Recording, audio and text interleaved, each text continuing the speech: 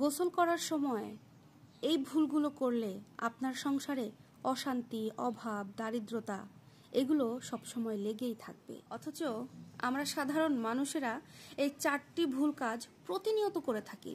বিশেষ করে আমরা মা বোনেরা যারা আছি, আমাদের মতো এই সহজ সরল মা বোনেরা এই ভুলগুলো অতিরিক্ত করে থাকি। কথাগুলো যদি শুনতে খারাপও লাগে, কিছু করার নাই, বিশ্বাস করেন, এটাই সত্য, এটাই বাস্তবতা।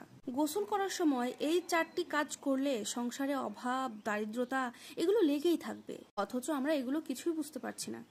আমরা কিন্তু সবাই চাই একটা সংসার সুন্দরভাবে গড়ে তোলার জন্য, বিল্ড আপ করার জন্য। কিন্তু কোনো সংসারে যদি স্ত্রীরা এই ভুলগুলো করে থাকে, তাহলে তার স্বামী দেখা যায় যে উন্নতি করতে পারছে না। আবার ঠিক একইভাবে দেখা যায় যদি কোনো স্বামী এই ভুলগুলো করে থাকে, তাহলে অপরপক্ষে ওই স্ত্রীটা তার কাজে কোনো বরকত পাচ্ছে না। আল্লাহ তাদের সংসার থেকে, তাদের কাজ থেকে সমস্ত বরকত তুলে নিচ্ছে। স্ত্রী সবার জন্য খাবার দাবার রান্না করছে, কিন্তু সেই খাবারে কোনো তৃপ্তি আসছে না, কোনো স্বাদ আসছে না। তাই সবাইকে বলবো, মা বোনেরা বা ভাইয়ারা যারাই আছেন, সবাই এই 4টি ভুল কখনো করবেন না গোসল করার সময়। নাম্বার 1, সঠিক সময়ে গোসল করা। এটা কি হয় বলেন তো? অধিকাংশ মা বোনেরা কিন্তু সঠিক সময়ে গোসলটা করে না।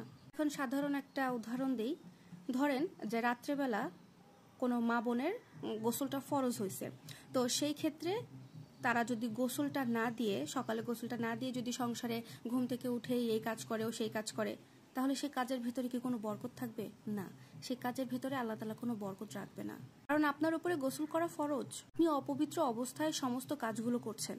অপবিত্র অবস্থায় আপনি যে কাজগুলো করবেন, আল্লাহ তাআলা সেই কাজের উপর থেকে বরকত তুলে নেবেন। আর আপনি পবিত্র অবস্থায় যে কাজগুলো করবেন, প্রত্যেকটা কাজের ভিতরে আল্লাহ তাআলার বরকত থাকবে।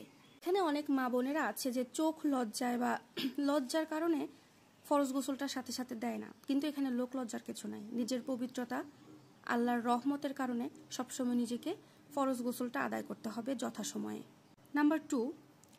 নাম্বার টু হচ্ছে, অনেকেই গোসল করার সময় একেবারে উলঙ্গ হয়ে যায়। কিন্তু আপনারা হয়তো এটা জানেন না, বা জেনে থাকলেও সেটা মানেন না। আপনি যখন আপনার ওয়াশরুমে বা বাথরুমে আপনি আপনার শরীরে কোনো প্রকার কোনো কাপড় না রেখে আপনি গোসল করেন, তখন আপনার যে লজ্জাস্থান, এটা নিয়ে কিন্তু শয়তানেরা খেলা করে। মুহূর্তে স্বাভাবিকভাবে আল্লাহ তাআলা আপনার ঘর থেকে বরকত তুলে নেন। আল্লাহ তাআলা যে ঘর থেকে একবার বরকত তুলে নেয়, সেই ঘরে আর কখনো বরকত নাজিল হয় না। এই কারণে সাবধানতা অবলম্বন করতে হবে।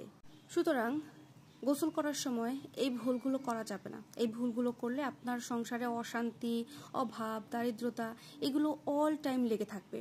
এগুলো থেকে মুক্তি পেতে হলে অবশ্যই আপনাকে এই কাজগুলো করা থেকে বিরত থাকতে হবে এবং সবাইকে বিরত রাখার জন্য বলতে হবে।